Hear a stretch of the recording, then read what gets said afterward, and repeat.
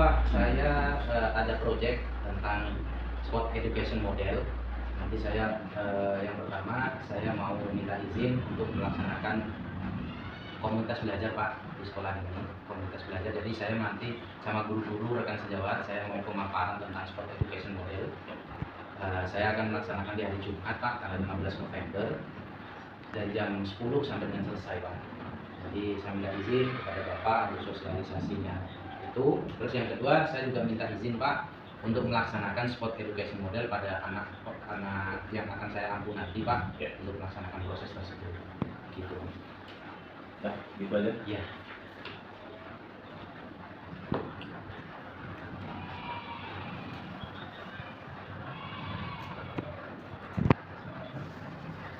Kalau guru-guru ini siapa aja nanti? Ini untuk anak apa? Bukan Pak, ini untuk presensi guru tersebut yang datang siapa saja.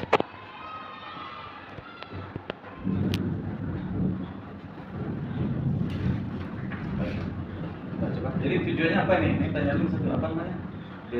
Desiminasi sport education. Ya. Tentang apa nih? Jadi kami olahraga Pak ingin melaksanakan pembelajaran yang berbasis ke peserta didik Pak. Jadi seperti P5 kan sudah diganti sama basis itu Pak. Jadi kebetulan nanti saya akan mengadakan turnamen kecil Pak. Jadi turnamen kecil ini bukan turnamen yang apa itu bukan, tapi turnamen tersebut, proyek tersebut dilakukan oleh para peserta didik. Saya sebagai fasilitator di situ, mereka yang melakukan, mereka yang melaksanakan mulai dari bagaimana menentukan turnamennya, apanya semuanya itu mereka sendiri Pak nanti. Iya, saya juga. Kenapa saya harus ada rekan sejawat itu Pak? Nah, ini proyek ini untuk semua guru Pak jadinya. Saya yang mengampu, cuma semua guru saya libatkan di situ Pak untuk proses proyek saya. Semua guru libatkan ya? Iya. Tanggal 15 ini berarti? Iya. Jam 10 sudah selesai. Iya. Lanjut. Ya. Semua kalau demi kebaikan, ya apa salahnya kita sekolah sangat mendukung, ya semoga acaranya terlaksana dengan baik, lancar dan sukses. Terima kasih Pak. Oke, silakan. Ya, terima kasih Pak. Ya, sama.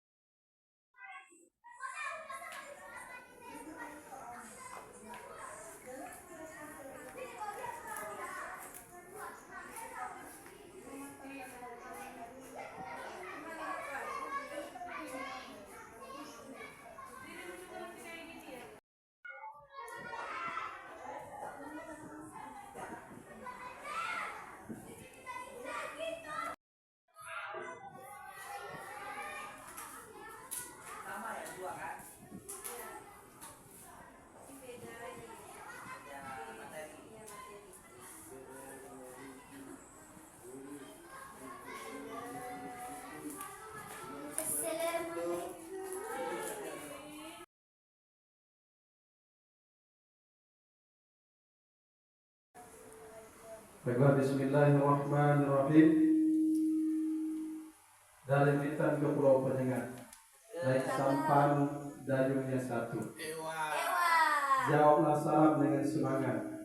Assalamualaikum warahmatullahi wabarakatuh. Waalaikumsalam warahmatullahi wabarakatuh. Wanita jelita menjadi biduan, saat menari kakinya basah. Selamat datang teman-teman. Semoga acara ini membawa berkah. Amin. Baiklah, marilah bersama-sama kita ikuti acara presentasi kelompok belajar rencana tindak lanjut program PKG PJOK. Saya akan membacakan susunan acara pada hari ini. Yang pertama, pembukaan. Yang kedua, doa. Yang ketiga, kata sambutan dari kepala sekolah atau yang mewakili. Kemudian yang keempat, presentasi dari Pak Eko Saputro. Kemudian yang terakhir adalah acara penutup. Baiklah, mari bersama-sama kita buka acara ini dengan membaca basmalah. Bismillahirrahmanirrahim. Kemudian acara yang kedua yaitu doa yang akan saya pimpin. Marilah bersama-sama kita berdoa sesuai dengan ajaran dan kepercayaan kita masing-masing. Bagi yang beragama Islam, saya pimpin dari sini. Bismillahirrahmanirrahim. Alhamdulillahirabbil alamin. Hamdan syakiran hamdan wa mu'azzila. Ya Rabbana lakal hamdu kama yanbaghi li jalali karim wa 'azimi sultanik. Allahumma shalli 'ala Muhammad وعلى آل سيدنا ومولانا محمد. اللهم أعنا بالإيمان واحشرنا بالإيمان وادخلنا جنة مع الإيمان. Allahumma ya Allah Tuhan kami, berikanlah acara ini lancar hingga selesai pada hari ini. Berikanlah acara ini merupakan acara yang berkah bagi kami semua. Rabbana zalamna anfusana wa in lam taghfir lana wa tarhamna lanakunanna minal khasirin. Rabbana atina fid dunya hasanah وفي الآخرة حسنة وقنا عذاب النار والحمد لله رب العالمين. Baiklah, kita masuk acara yang ketiga, yaitu kata sambutan dari Bapak Kepala Sekolah atau yang mewakili. Kepada Bapak kami persilakan.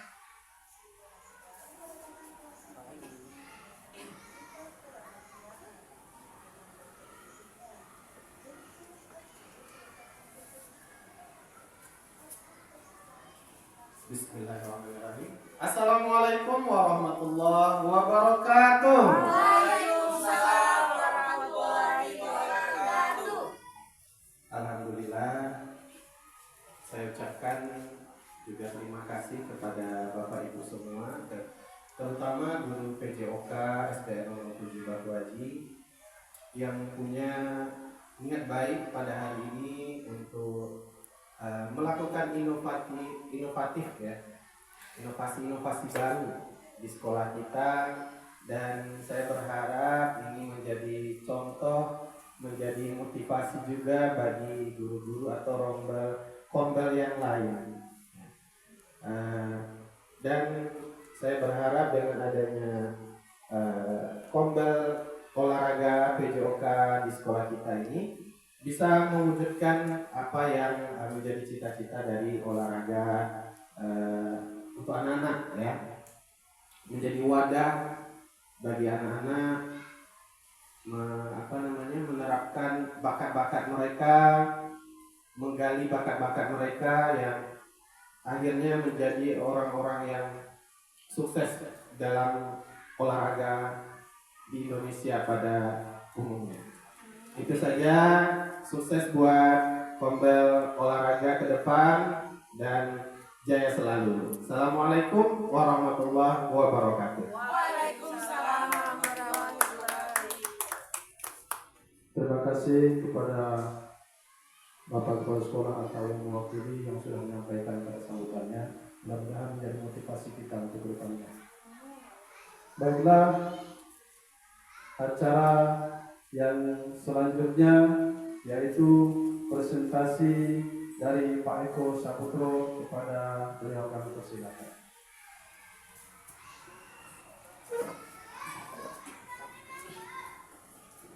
Baik, terima kasih. Sebelumnya saya ucapkan syukur alhamdulillah saya masih diberikan umur dari Allah Subhanahu wa taala. Shalawat serta salam dari Nabi besar kita Muhammad sallallahu alaihi wasallam karena syafaat beliau yang akan kita tunggu di akhir zaman nantinya. Kemudian yang saya hormati Bapak Kepala Sekolah yang mewakili selaku wakilnya Bapak Wahyu. Terima kasih sudah hadir dalam presentasi kelompok belajar saya ya Pak Wahyu. Yang kedua, rekan-rekan yang sudah hadir, saya ucapkan sekali lagi banyak-banyak terima kasih sudah berkesempatan menyempatkan dirinya yang kesibukannya yang macam-macam bisa sampai berkumpul kayak gini itu paling jarang sekali. Saya ucapkan banyak terima kasih kepada rekan-rekan semuanya. Baik, presentasi saya hari ini adalah tentang rencana tindak lanjut. Saya buat judul tentang OBASIS sesuai dengan tema di sekolah kita, olah bakat siswa-siswi melalui permainan olahraga tradisional engklek. Ya, saya mengambil temanya Sport Education Model. Oke. Saya mengambil tema tadi yang dilatar belakangi. Yang pertama adalah salah satu hak peserta didik dalam Undang-Undang Nomor 20 Tahun 2003 adalah mendapatkan pelayanan pendidikan sesuai dengan bakat, minat, dan kemampuannya. Melalui rancangan program OBASIS di sekolah SD 007 Batuaji diharapkan mampu mengidentifikasi bakat dan minat peserta didik dan membuat rancangan program pengembangan kapasitas yang sesuai dengan bakat dan minat siswa-siswi dengan mengintegrasikan nilai-nilai karakter yang relevan serta menentukan tahap-tahap penerapan program pengembangan bakat dan minat peserta didik tersebut. Diketahui di sekolah kita SD 007 Batuaji memiliki berbagai macam peserta didik ya, yang beraneka ragam suku dan budaya. Ada suku Jawa, Batak, Flores, pokoknya bermacam-macam. Di sekolah ini juga memiliki sarana dan prasarana yang memadai seperti ketersediaan lapangan olahraga dan memiliki bapak ibu guru yang sangat-sangat kompeten di bidangnya. Saya mempunyai program dengan tujuan yang pertama yakni mengembangkan keterampilan motorik peserta didik melalui pembelajaran PJOK dalam permainan tradisional. Kenapa saya ambil permainan tradisional? Karena sekarang ini permainan tradisional itu sudah tergerus dengan perkembangan zaman. Apalagi sudah ada HP. HP kita sudah ada download, ada FF, ada Mobile Legend. Jadi perkembangan permainan tradisional yang seolah-olah itu sudah dilupakan karena asiknya dengan HP mereka masing-masing. Yang kedua, meningkatkan pemahaman peserta didik tentang pentingnya pembelajaran PJOK melalui proyek Sport Education Model yang melibatkan perencanaan dan pelaksanaan kegiatan olahraga. Yang ketiga, mengembangkan kemampuan dan rasa kepedulian dengan kerjasama tim, juga gotong royong antar peserta didik. Yang keempat, memberikan pengalaman langsung kepada peserta didik melalui proyek Sport Education Model yang melibatkan perencanaan dan pelaksanaan kegiatan olahraga. Jadi Sport Education Model ini adalah sebuah seperti kelas meeting ya Pak, Bapak Ibu. Jadi kelas meeting itu kalau kita belajar itu mulai dari SMA kayaknya. SMA itu ada OSIS, jadi kegiatan OSIS itu meliputi turnamen basket, turnamen apa. Nah, saya di sini ingin dari anak usia dini atau sekolah dasar itu sudah berpengalaman tentang apa itu Sport Education Model. Jadi mereka sudah tahu terlebih dahulu sebelum masuk ke jenjang yang lebih tinggi. Dan yang terakhir, nah ini yang saya sangat harapkan adalah berkolaborasi dengan rekan sejawat dalam komunitas belajar di sekolah. Saya selaku guru PJOK tidak mungkin akan bisa melaksanakan program Obasis Sport Education ini tanpa ada dukungan dari Bapak Ibu guru sekalian.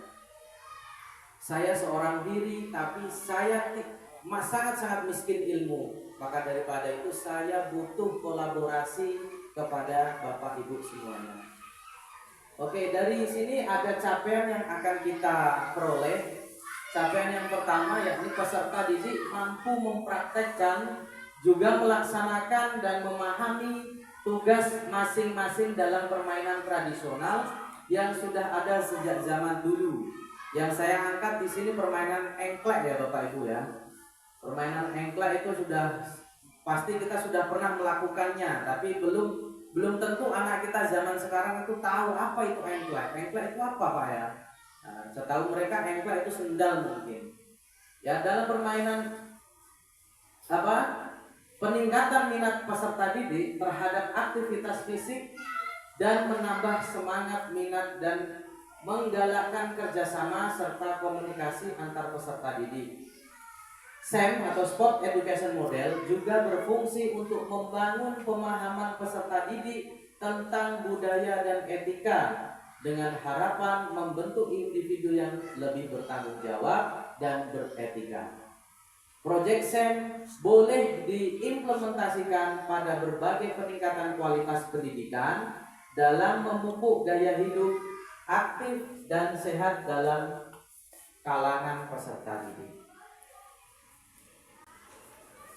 Setelah pencapaian, pasti langkah-langkah bagaimana kita mempraktekkan sport education model atau memperkenalkan sport education model kepada peserta didik kita. Yang pertama adalah tentang perencanaan.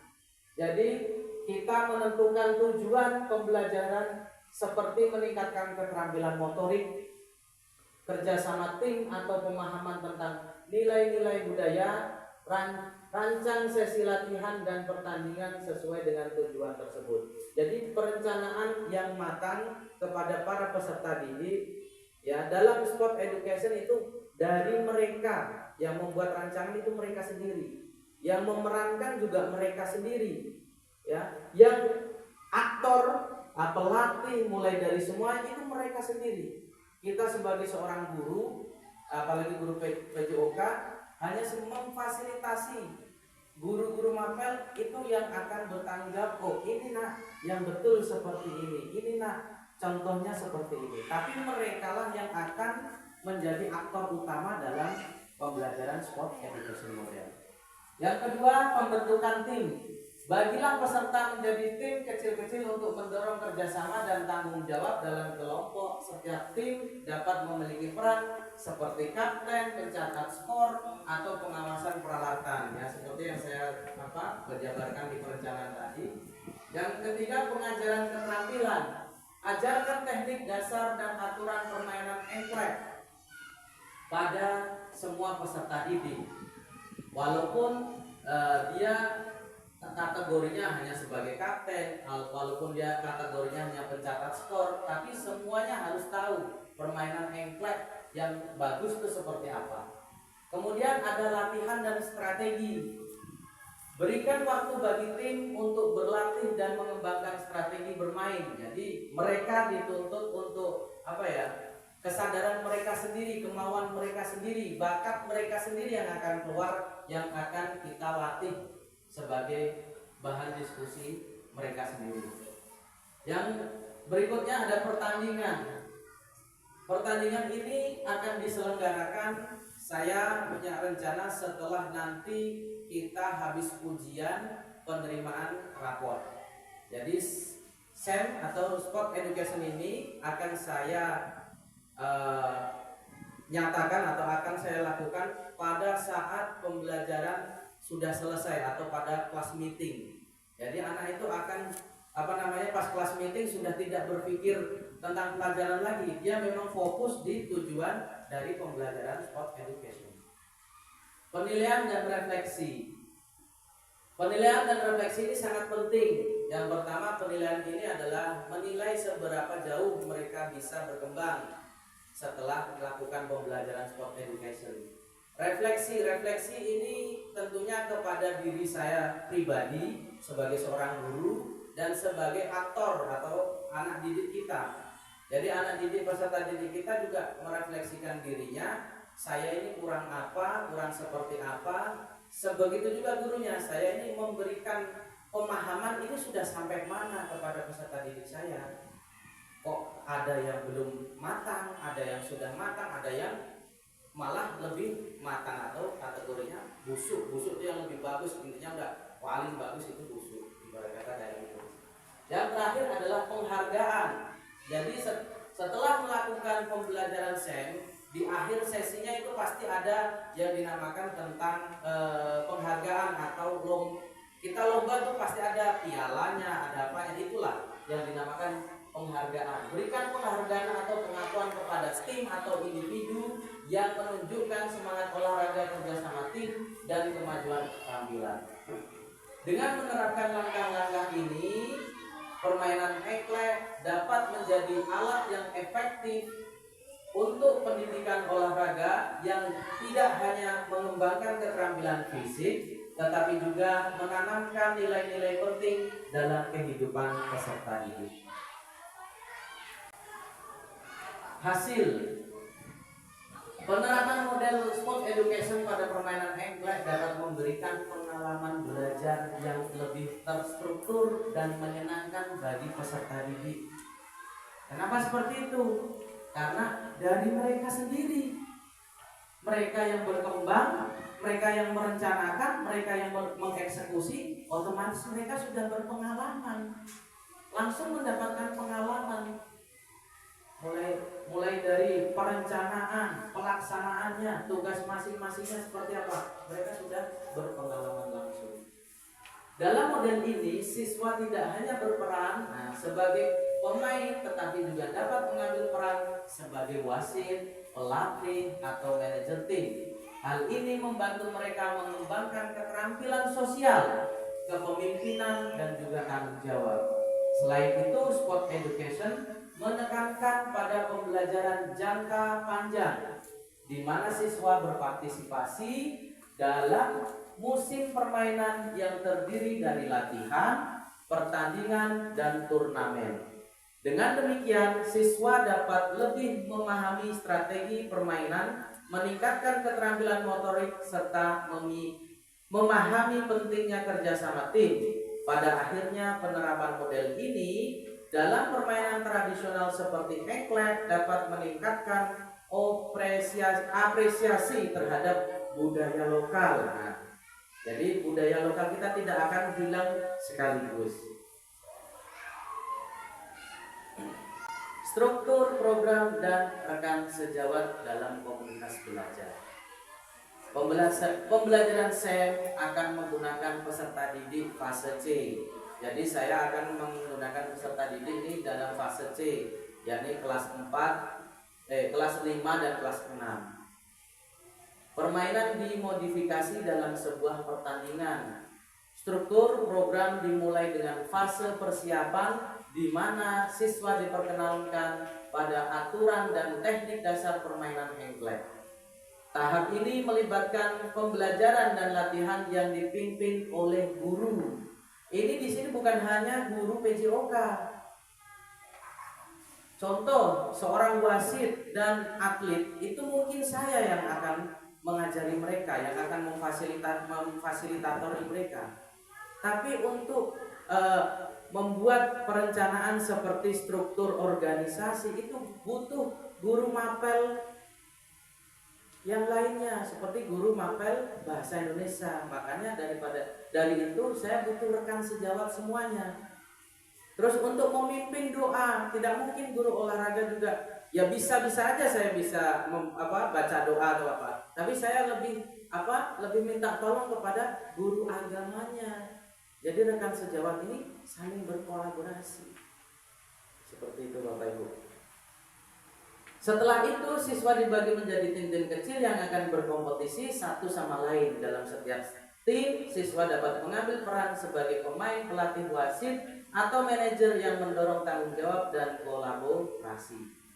Rekan sejawat berperan penting dalam model ini karena membantu menciptakan komunitas belajar. Sekali lagi, rekan sejawat berperan penting dalam model ini karena mereka membantu menciptakan komunitas belajar yang saling mendukung. Mereka dapat bertindak sebagai mentor, memberikan umpan balik kepada sesama siswa dan membantu dalam pengembangan keterampilan. Melalui interaksi ini, siswa belajar tentang sportivitas, kerja sama tim, dan kepemimpinan yang merupakan elemen penting dalam pendidikan jasmani dan olahraga.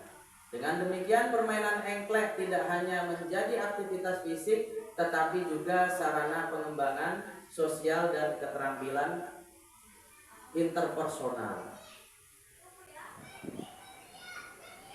Pernyataan tentang kapasitas yang dimiliki sekolah merupakan pendekatan pedagogis yang bertujuan untuk mengembangkan kompetensi fisik, pemahaman taktik, serta nilai-nilai sosial dan emosional melalui partisipasi dalam kegiatan olahraga. Kapasitas yang dimiliki sekolah untuk menerapkan model ini bergantung pada beberapa kunci. Pernyataan tentang kapasitas yang dimiliki sekolah, yang pertama, aset fisik.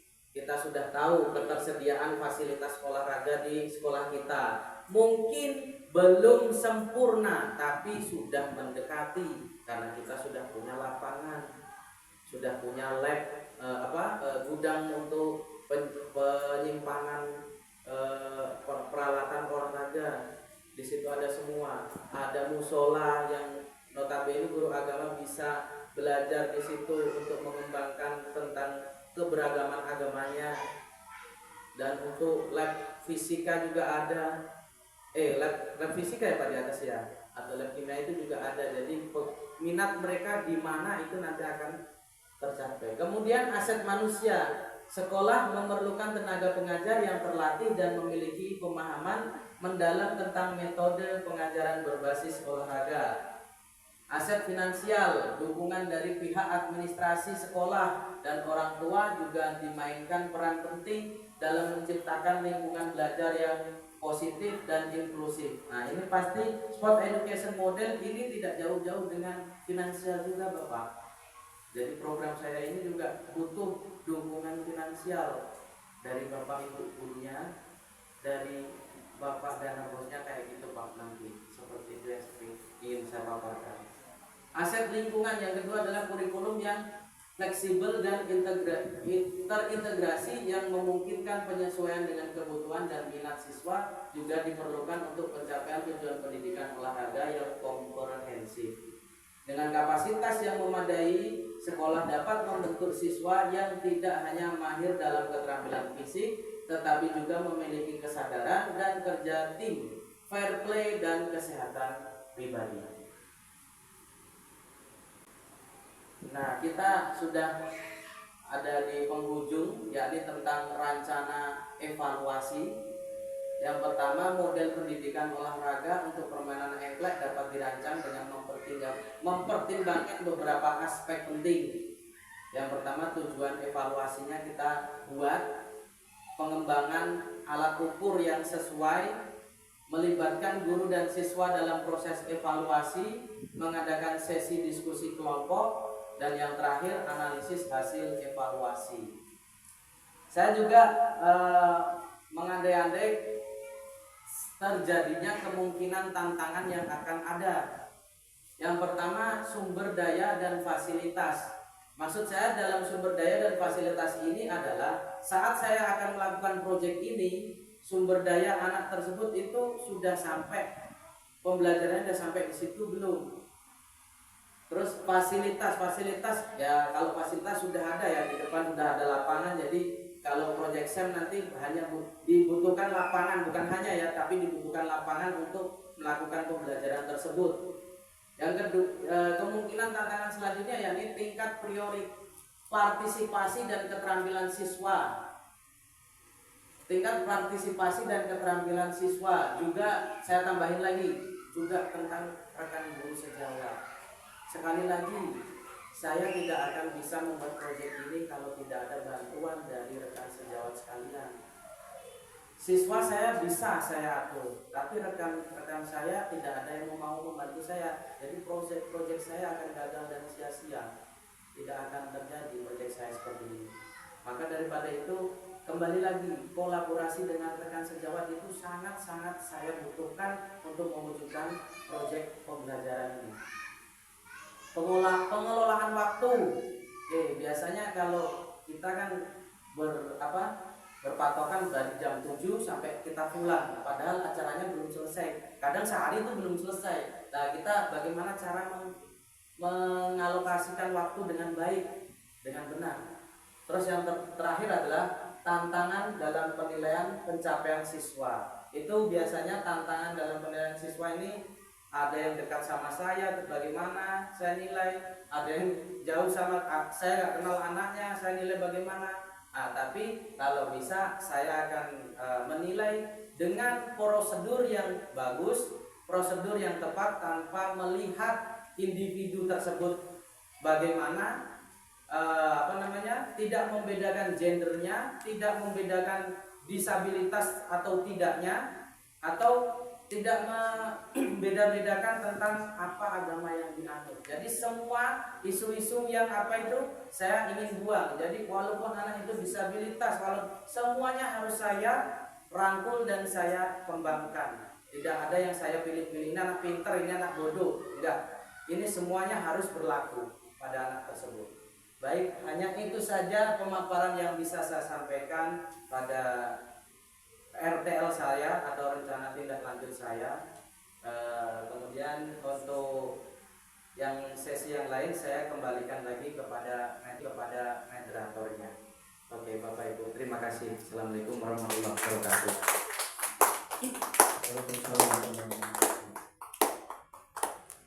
Kemudian untuk selanjutnya kita buka sesi tanya jawab ya Pak Eko. Iya. Bagi yang mau bertanya dipersilakan. Nanti akan dijawab oleh Pak Eko. Ya silakan.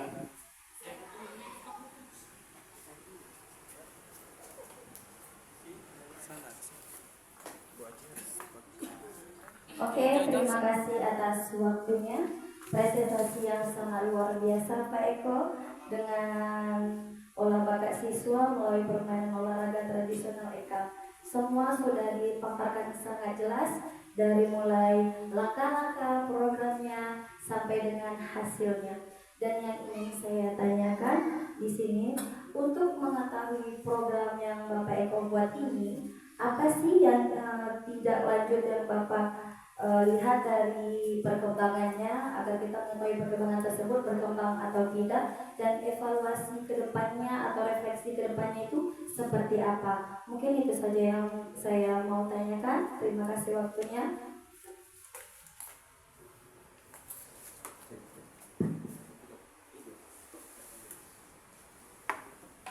Baik, terima kasih Bu Devi. Saya akan coba untuk menjawab pertanyaan Bu Devi tadi. Untuk evaluasi dan rencana tindak lanjutnya tadi, penilaian yang akan saya ambil sebentar ya.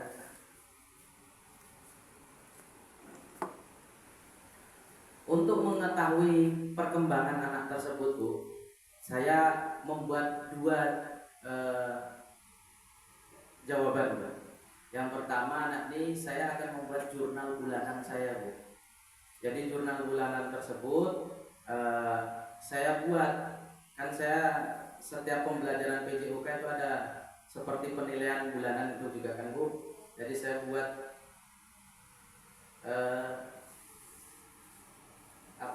penilaiannya tersebut.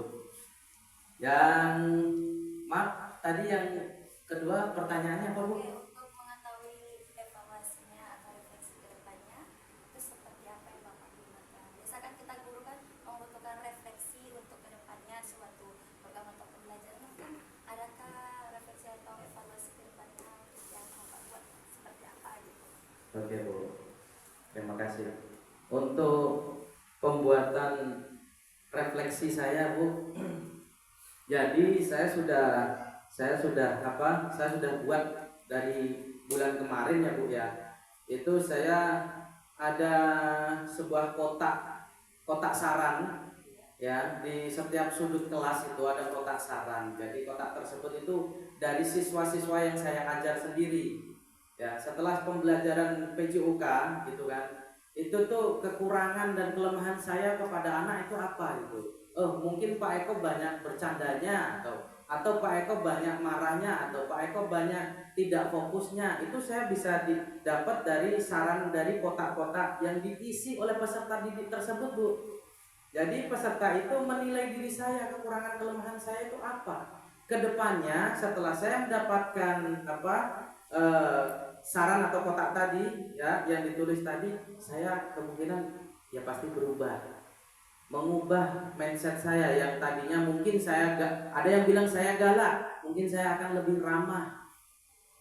Atau Bapak mungkin Pak Eko tidak tegas, atau Pak Eko jarang kasih main bola atau bagaimana, mungkin saya akan sama anak, ya udah gak apa-apa anak, kamu main nanti 5 menit Bapak kasih main ya, gitu. Seperti itulah Bu rencana kelanjutan saya atau evaluasi saya seperti itu.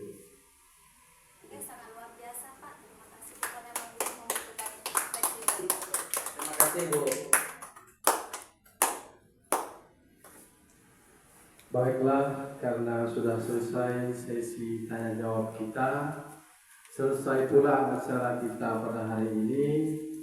Ada satu buah pantun lagi penutup dari saya. Masak gulai banyakkan kuah, lauk dan nasi jangan terpisah. Agar acara mendapat berkah, kita tutup dengan ucapan hamdalah. Mari sama-sama kita ucap Alhamdulillahirabbil alamin. Wassalamualaikum warahmatullahi wabarakatuh. Waalaikumsalam warahmatullahi wabarakatuh. Luar biasa. Alhamdulillah selesai. Apa buat orang direkam-rekamnya nih? Kadang kepala orangnya nggak ada. Mati kan? Mati saja.